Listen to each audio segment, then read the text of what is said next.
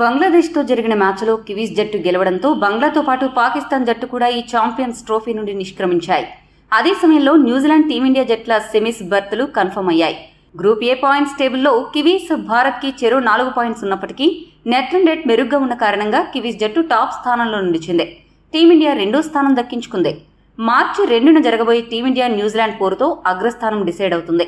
అయితే టీమిండియాకి ఈ టోర్నమెంట్లో అసలైన అగ్ని పరీక్ష ఇప్పటి నుండి మొదలు కాబోతోంది. మొదటి చిన్న జట్టు బంగ్లాతో తలపడగా రెండో మ్యాచ్ ఫామ్లో లేని పాకిస్తాన్తో ఆడింది. కానీ ఇప్పుడు టీమిండియా ఎదుర్కోబోయే జట్లు అన్నీ చాలా పటిష్టంగా ఉన్న జట్లే. ఛాంపియన్స్ ట్రోఫీలో ఛాంపియన్స్గా నిలవాలంటే మరి ఈ మాత్రం పోటీని ఎదుర్కోక తప్పదు. ఇటువంటి నేపథ్యంలో సెమీఫైనల్స్లో భారత్ ఏ జట్టును ఎదుర్కొనే ఛాన్స్ ఉంది అనేది ఇప్పుడు చూద్దాం. గ్రూప్ బిని గమనిస్తే ఆ గ్రూప్లో సౌత్ ఆఫ్రికా, ఆస్ట్రేలియా, ఇంగ్లాండ్ జట్లు బలంగా కనిపిస్తున్నాయి. అయితే ఇంగ్లాండ్ జట్టు ఆస్ట్రేలియా చేతిలో మొదటి మ్యాచ్లో భారీ స్కోరు చేసినప్పటికీ ఓటమిని తప్పించుకోలేకపోయింది. దీంతో వారు సెమీస్ అవకాశాలను సంక్లిష్టం చేసుకున్నారు. దీంతో ఆస్ట్రేలియా, దక్షిణాఫ్రికాలు దాదాపు సెమీస్కి చేరే అవకాశాలున్నాయి. ప్రస్తుతం ఆ గ్రూప్లో దక్షిణాఫ్రికా తమ తొలి మ్యాచ్ను 100 పరుగులకు పైగా తేడాతో ఆఫ్ఘనిస్తాన్పై గెలిచింది. అందుకే ఆ జట్టు రన్ రేట్ చాలా మెరుగ్గా ఉండడంతో టేబుల్లో టాపర్గా నిలిచింది. ఇక రెండో స్థానంను ఆస్ట్రేలియా దక్కించుకుంది. ఫిబ్రవరి 25న గ్రూప్ బిలో మరో కఠినమైన మ్యాచ్ ఆస్ట్రేలియా వర్సెస్ దక్షిణాఫ్రికా మధ్య జరగనుంది. ఈ గ్రూప్లో ఎవరు అగ్రస్థానంలో ఉంటారో కూడా ఈ మ్యాచ్తో దాదాపు తేలిపోతుంది.